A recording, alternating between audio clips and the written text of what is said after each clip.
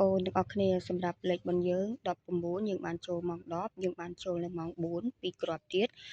ខ្ទង់អូខ្ទង់10យើងបានចូល3គ្រាប់នៅម៉ោង4ចា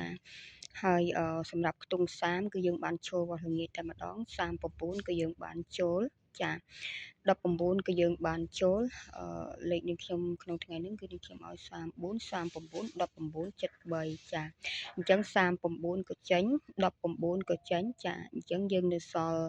73ហើយនឹង34ណាចា